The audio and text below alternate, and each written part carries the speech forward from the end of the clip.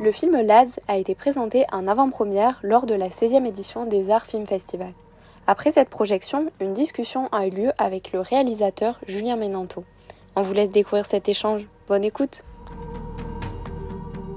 On va pouvoir commencer le Q&A en présence de Julien Ménanteau, le réalisateur du film, juste à mes côtés. Merci. Je tiens également à remercier les lycéens Option Cinéma qui ont participé à sélectionner ce film. Si vous pouvez lever votre main pour qu'on puisse vous voir. Merci beaucoup. Et si ça vous va, je vais commencer par vous laisser la parole. Est-ce que vous auriez des questions à lui poser ? En tout cas, n'hésitez pas, on est là pour ça, donc c'est le moment. Comment est né ce projet ? Avez-vous eu cette idée depuis longtemps ? Ouais, bonjour, merci à tous d'être ici. Je suis ravi de montrer le film ici. Comment est venue l'idée ? Moi, je viens d'une famille avec certaines personnes qui sont des cavaliers et le meilleur ami de mon père avait une écurie de trotteurs. Donc, j'ai passé gamin beaucoup de temps en fait sur les hippodromes à rencontrer, à voir ce milieu-là et à rencontrer beaucoup de jockeys, de drivers entre autres. Et moi, je suis un peu le vilain petit canard de ma famille. Moi, je ne monte pas à cheval, mais je suis spectateur de ce milieu-là depuis longtemps et cinéphile parce que j'adore le cinéma depuis que je suis gamin. Et donc, je voyais les films de chevaux, les films de course. Et c'est vrai qu'il y en a peu en France. C'est plutôt des films américains, des films hollywoodiens. Et ces films, j'allais les voir et je me rendais compte qu'à chaque fois, il y avait quelque chose de très hollywoodien et en fait, qui était souvent du côté des parieurs et de l'argent, avec des histoires de jockey stars qui à la fin gagnent, remportent le trophée, machin. Je trouvais ça intéressant, mais jamais, je voyais jamais d'histoire qui était vraiment du côté des travailleurs et du côté des ouvriers de ce monde-là, que sont les jockeys, les apprentis jockeys. Et j'avais envie, en fait, en connaissant ce milieu de l'intérieur, de raconter ce qu'il était aussi dans sa violence, dans la difficulté que c'est de passer de lads. Un lad, c'est un apprenti jockey, en fait, c'est le terme qui est utilisé dans le milieu. Et j'avais envie de raconter ces jeunes qui rêvent d'un ascenseur social, qui rêvent de s'en sortir. Et voilà, et comme dans tous les sports de haut niveau, il y a beaucoup d'appelés mais peu d'élus. Et je voulais raconter ce monde-là avec toute sa violence. Et c'est quelque chose que je ne voyais pas dans les films de course de chevaux.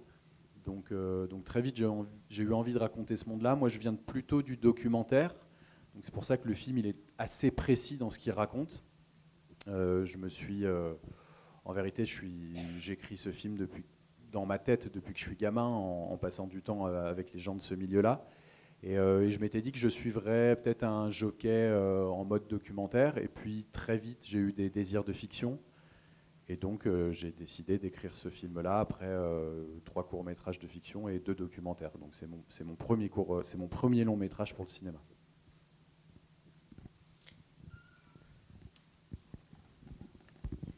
Bonjour, comment avez-vous choisi l'acteur qui joue Ethan dans le film ? Ouais, ça c'était une grande question. C'est quand on écrit un scénario, même si le scénario est très documenté, et voilà, c'est toujours facile d'écrire un personnage, c'est plus compliqué de le caster et de le trouver. Moi, en venant du doc, j'avais à cœur d'avoir un comédien qui soit cavalier. En fait, en rencontrant Marco Luracci, ça a été un alignement de planètes incroyable, parce qu'il a offert au film tout ce que j'avais mis en écriture, en fait. Et Marco Luracci, pour la petite histoire, c'est le fils de Mario Luracci, et son père, c'est le plus grand dresseur de chevaux pour le cinéma. Et Marco, c'est sa première expérience dans un rôle principal. Il a eu quelques rôles secondaires, mais en fait, il est surtout cascadeur. Il l'est toujours, d'ailleurs. Il est cascadeur cheval pour le cinéma français. Pour la petite histoire, quand je l'ai rencontré, il avait les cheveux jusque-là parce qu'il sortait du D'Artagnan. Il était la doublure cascade cheval de François Civil sur les 2 films des Mousquetaires.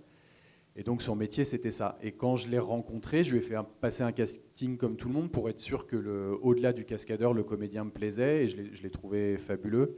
Et c'était super pour moi parce qu'en fait, d'avoir quelqu'un qui est aussi à l'aise à pied que sur un cheval, parce que lui, c'est un cavalier émérite.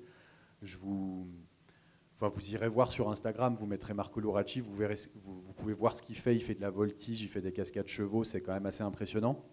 Et ça, c'était super parce que du coup, vu qu'on a tourné sur des vrais hippodromes avec des vrais pur-sang et des vrais jockeys, bah, lui, vu qu'il était hyper à l'aise à cheval, il a pris quelques cours de monte jockey spécial, parce que c'était pas forcément sa façon de monter, mais il a appris très vite, et en fait on l'a mis au milieu du lot, quoi. On l'a mis au milieu de ces gens-là, et il a couru avec eux. Et ce qui est super, c'est que ce que ça m'a permis de faire, c'est qu'il n'y a pas de doublure en fait, c'est que c'est toujours lui, que ce soit à pied ou sur un cheval, et quand il y a des chutes, quand il y a des choses comme ça, c'est toujours lui.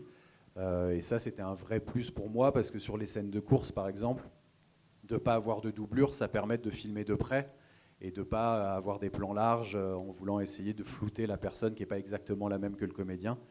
Donc ça, c'était une vraie chance. Et puis, vu qu'il vient de ce monde de cheval-là, ça nous a aussi ouvert beaucoup de portes sur ma façon de filmer, qui est à la fois entre la fiction et le documentaire. Pour la course finale, par exemple, on était en mode documentaire, caméra à l'épaule, avec une petite équipe, pendant la plus grande course en Belgique, qui est le Grand Steep de Waregem, devant 45 000 spectateurs en mode doc, et lui, en fait, il navigue là-dedans de façon... Enfin, il est très à l'aise, quoi, parce qu'il connaît ce monde-là. Et donc, ça a permis aussi de se payer 45 000 figurants cadeaux. Donc, voilà.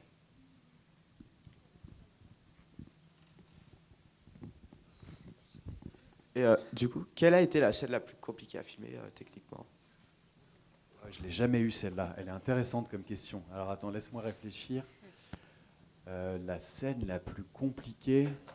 En fait, vu que lui, c'est un cavalier émérite et que les scènes de course avec les chevaux sont compliquées à tourner, parce qu'on faisait attention de ne pas blesser non seulement les chevaux, mais aussi les jockeys, mais aussi les humains.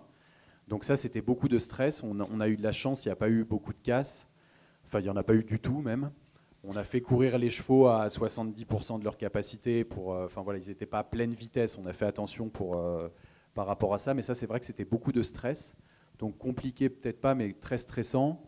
On était avec des vrais pur sang. Donc en fait, quand on les lance, on faisait un tour complet d'hippodrome. Et après, il fallait qu'ils se reposent. Donc sur les scènes de course, ce qui était stressant, c'était d'avoir une journée de 8 heures de tournage, mais de pouvoir tourner moins d'1 heure, en fait, parce qu'on les faisait tourner 5 minutes, et après c'était 50 minutes de repos, quoi, pour les chevaux. Donc ça, c'était assez stressant, et puis c'était, une fois qu'on disait action, fallait tourner, il y avait un système de multicaméra, une caméra suiveuse pour essayer de capter le maximum de plans, mais après c'était beaucoup d'attentes, donc ça c'était stressant. Mais en même temps, ça permettait au combo de revoir les rushs et de savoir si on avait bien fait les choses. Donc ça, voilà, on a pris notre temps. Après, les scènes les plus compliquées, finalement, c'est les scènes de jeu, en fait. Les scènes de dialogue entre les uns et les autres. Moi, je dirais que la plus complexe, pas pour des questions de jeu peut-être, mais par rapport à l'endroit, c'est qu'on n'a rien recréé, en fait. Et la scène d'abattoir, par exemple, on l'a fait dans un vrai abattoir. Et ça, c'était compliqué parce que l'odeur est tenace, quoi. Et il fait froid, quoi. Et c'est une journée complète de tournage dans des chambres froides à -30. Donc ça c'était chaud. Avec en plus des vraies carcasses de bovins, pour le coup. C'est pas des chevaux qui sont accrochés, c'est des bovins, mais quand on n'a pas l'habitude, et personne n'avait l'habitude de tourner là-dedans, c'est spécial. Est-ce que quelqu'un d'autre a une question? Merci. Pourquoi avoir choisi de finir la scène la scène finale pour la fin? Pour déjouer les attentes, en fait. Je reviens à ce que je disais au début, les films de course. Ce genre de film-là, c'est souvent le parcours d'un héros, d'un personnage principal qui à la fin va chercher la médaille d'or ou le trophée et qui va gagner. Moi, je savais très rapidement que je voulais que ça termine différemment. Et puis le rapport qu'il a avec ce poulain, avec cet univers-là dont il rêve, mais au fur et à mesure du film, il se rend compte des travers de ce monde-là, des paris, de l'argent, du dopage. Voilà, en sauvant l'animal, moi j'ai l'impression qu'il se sauve un peu lui-même, quoi. Donc il fait un trait sur sa carrière, c'est sûr, mais quelque part, cette décision finale, c'est un peu la première vraie décision qu'il prend dans le film, presque sa première décision d'adulte, quoi. C'est l'histoire ce film, si on sort de l'arène spéciale des courses, c'est finalement juste l'histoire d'un passage de l'adolescence à l'âge adulte. Et tout au long du film, Ethan, il est un peu manipulé en fait, par tous les personnages adultes autour de lui, par son père par ailleurs qui l'envoie dans cette écurie, par cette entraîneuse qui est quand même particulière. Et à la fin, il fait ce choix-là pour se sauver lui-même, en sachant très bien que ce milieu-là est peut-être pas pour lui. Je crois qu'il y a aussi la scène de caravane de nuit à la fin, vers la fin avec Hans, où il y a un chant contre chant avec un effet de miroir, où Hans est un peu le gamin, a été ce gamin-là, et je pense que Ethan, en voyant Hans comme ça, en fin de vie, en fin de carrière, à vivre dans sa caravane, je pense qu'il se dit qu'il n'a pas envie de finir comme ça, quoi. Merci beaucoup pour cette question. Même si en haut, vous avez des questions, n'hésitez pas à les dire, à lever la main et à les dire à haute voix. Oui.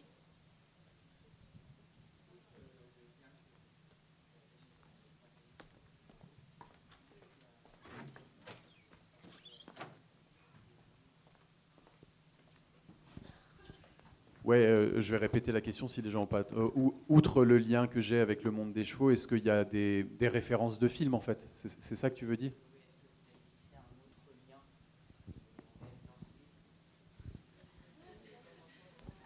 Est-ce que j'ai tissé un autre lien? En fait, en réalisant ce premier long métrage de fiction, je crois qu'il y avait un vrai désir de mise en scène, avec des plans un peu tableaux qu'on a peut-être moins en documentaire, notamment quand il est sur le cheval à bascule, avec ce travelling avant assez long.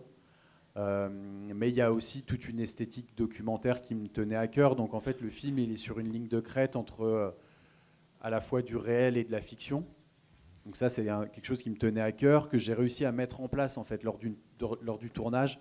Il faut savoir qu'un long métrage de fiction, c'est entre 5 et 9 semaines de tournage. Là, on a eu 35 jours.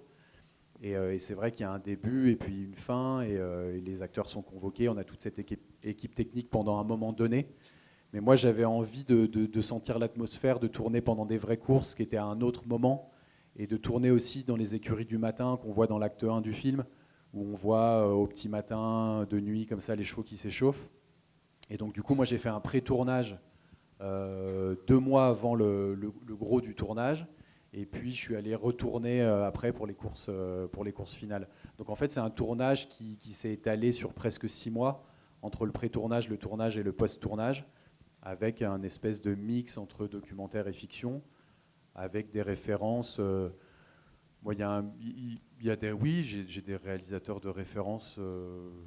J'aime beaucoup le cinéma de Chloé Zhao, qui est une réalisatrice d'origine chinoise, réalisatrice américaine d'origine chinoise, qui a fait pas mal de films fabuleux, dont un film avec des chevaux qui s'appelle The Rider, sur un jeune qui fait du rodéo. Et il y a cette esthétique-là, parce qu'en fait, dans son film, elle aussi, c'est un docu-fiction, en fait, c'est des vrais personnages. Donc ça m'avait vachement influencé, quoi.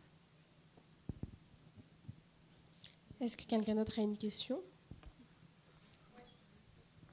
Tu peux dire à haute voix, juste, au pire, on répétera la question.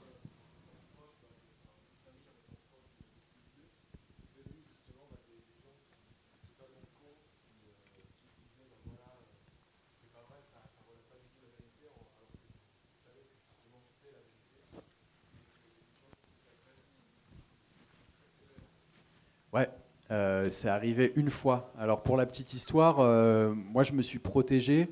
Il y a une fédération des courses hippiques en France qui s'appelle France Gallo, avec qui on n'a pas collaboré en fait, qui nous ont pas, voilà, comme ça, c'était un espace de liberté pour moi pour pouvoir raconter ces choses-là, pour raconter un peu l'envers du décor. Après, on a beaucoup d'entraîneurs qui nous ont accueillis en fait chez eux. Parce que c'est comme dans tous les milieux. En fait, là, je raconte l'histoire de Suzanne, je raconte l'histoire d'une écurie en perte de vitesse avec une entraîneuse qui fait n'importe quoi. Mais il y a des gens qui font ce métier de façon très bien, en tout cas mieux que ne le fait Suzanne. Donc il y a des gens intelligents partout. Donc nous, on a été accueillis par 2 belles écuries avec des chevaux d'obstacles, par l'hippodrome de Compiègne, qui est un hippodrome municipal qui nous a ouvert les portes. Après... Moi-même en prépa, j'ai rencontré pas mal d'entraîneurs qui ont nourri le scénario, qui m'ont raconté ces anecdotes, beaucoup de jockeys qui m'ont raconté ces choses-là. Par exemple, 90% des dialogues de Suzanne sont des dialogues que j'ai entendus dans la vraie vie sur les hippodromes de la part de vrais entraîneurs. Donc là-dessus, il y a une envie de justesse. Après, le film, je suis étonné, il est très bien reçu par les gens du milieu qui font la part des choses entre un récit dramatique dans une écurie dans laquelle ça se passe mal et pour la première fois dans un festival à Arras il y a un mois, il a été, lors des questions-réponses, très mal reçu par 2 propriétaires de chevaux qui étaient là et qui se sont sentis super attaqués en me disant que ces histoires de courses truquées, de dopage n'avaient plus lieu, que c'était des vieilles histoires d'il y a 20 ans. Et moi, j'avais préparé ce truc-là, donc je leur ai sorti juste les affaires des 6 derniers mois, avec les mises à pied d'1 an, les affaires de dopage et tout. Il n'y a pas besoin d'aller très loin. Tu googles dopage, chevaux de course, et tu vas tomber sur les grosses affaires des dernières années. Et on se rend bien compte que voilà, il y a des vilains petits canards dans ce monde-là, mais quelque part, en fait, comme dans beaucoup d'autres milieux, quoi. Donc voilà, donc à ce moment-là, c'était assez chaud. J'ai cru que j'allais me prendre une droite, mais bon, dans le fond, je sais que ce que je raconte est vrai. Et puis à côté de ça, tu as d'autres propriétaires et surtout des jockeys, en fait, qui, au contraire, me disent que le film, à certains endroits, est bien en dessous de la réalité, quoi. Alors, il me semble qu'il y a une question en haut aussi.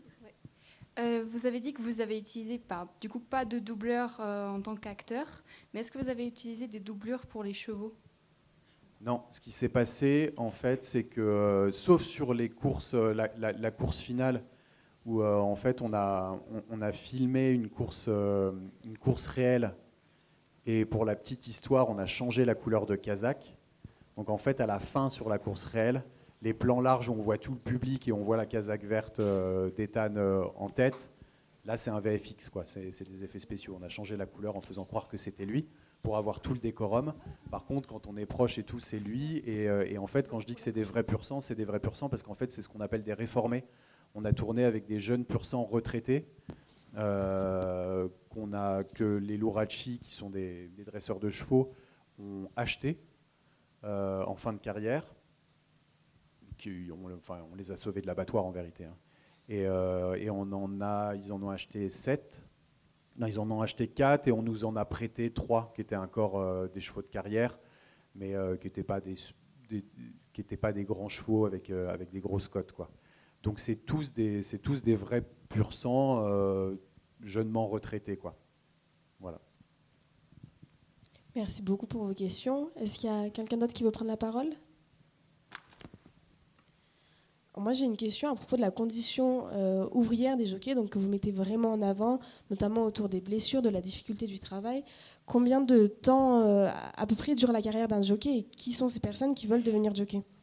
La carrière d'un jockey d'obstacle et d'un jockey de plat en galop, elle est, j'allais dire courte, mais en fait, elle est à l'image de la carrière d'un sportif professionnel. C'est passé 35-36 ans, ça commence à être la fin. Donc ils ont commencé en course, certains à 18, et s'ils font une belle carrière, ils vont aller jusqu'à 35 ans, avec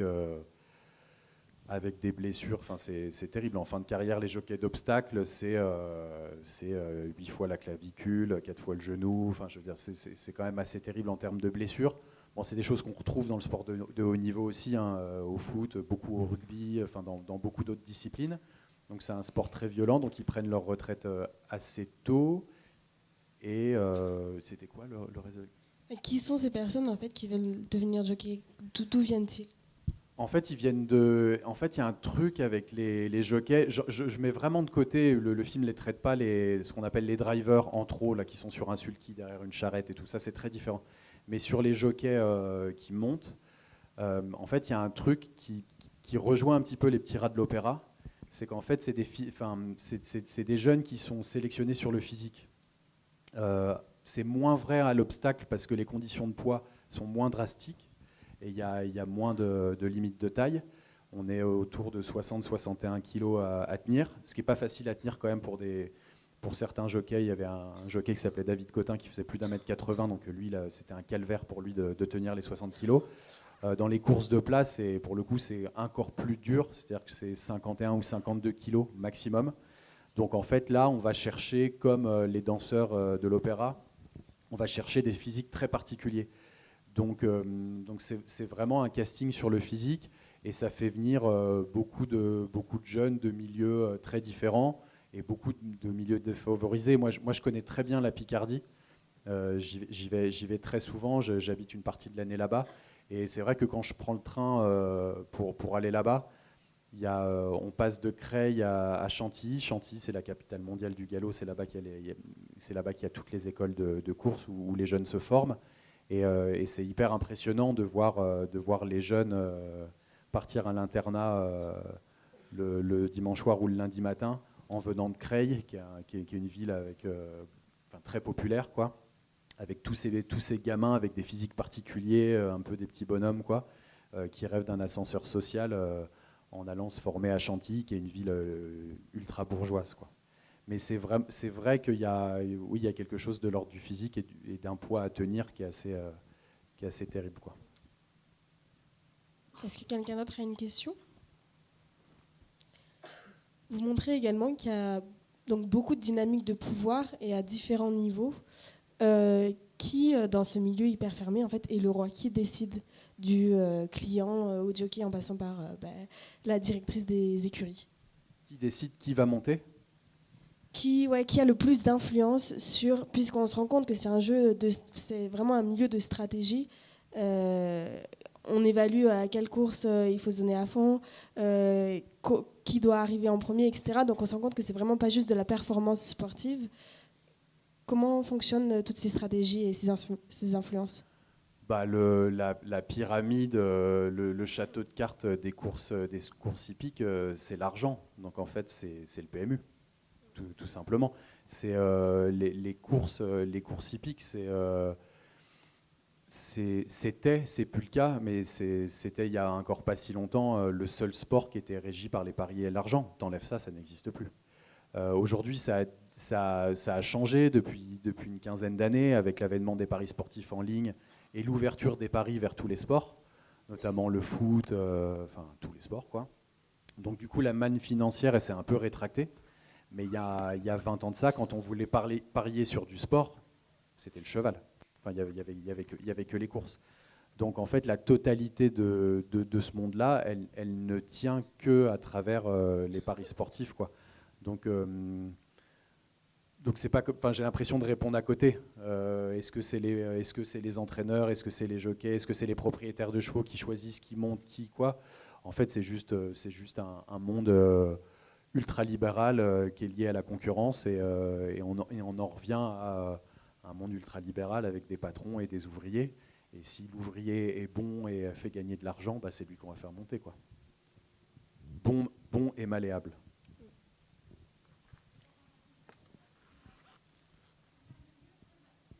Alors, je sais pas d'où vient la question, mais oui, c'est un milieu effectivement très masculin. C'est quelque chose qui m'intéressait beaucoup dans ce monde-là, pour ne pas dire macho, hein, clairement. Ce qui se passe, c'est que c'est en train de changer depuis 5-10 ans. C'est pour ça que le personnage de Zoé raconte un peu ce changement.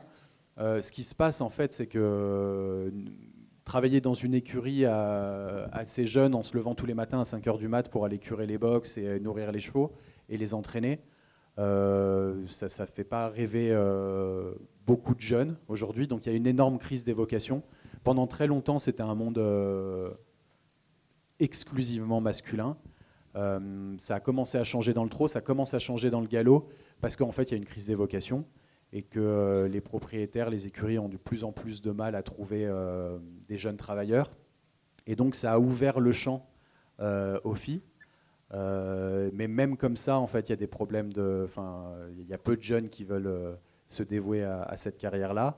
Et en fait, en préparation, je me suis rendu compte aussi, et on en revient au libéralisme du travail, c'est que je me suis rendu compte que depuis 2 ans, il y a même il y a de plus en plus dans les écuries à l'entraînement, donc on ne les voit pas en jockey sur les pistes, mais il y a l'arrivée de LAD, d'apprentis jockeys étrangers, notamment d'Indiens et Sri Lankais.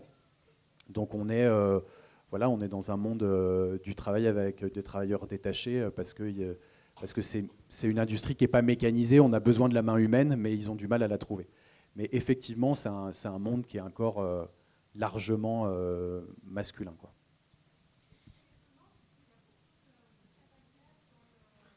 Dans le CSO, dans l'obstacle, dans le dressage. Mais en fait, le seul dénominateur commun de tout ça, c'est le cheval. Mais c'est tellement deux disciplines qui n'ont rien à voir qu'effectivement, il y a beaucoup de cavalières dans les clubs hippiques. Mais c'est vrai que sur les courses, il y a beaucoup moins de jockeys femmes. Mais elles arrivent. Hein. Elles arrivent. Voilà. C'était la dernière question, donc ça fait même 20 minutes, donc là on est obligé de mettre fin à cette conversation. Mais si vous avez des questions, toi tu seras à la sortie. Moi je suis là. Donc voilà, n'hésitez pas à aller le voir. Et merci beaucoup.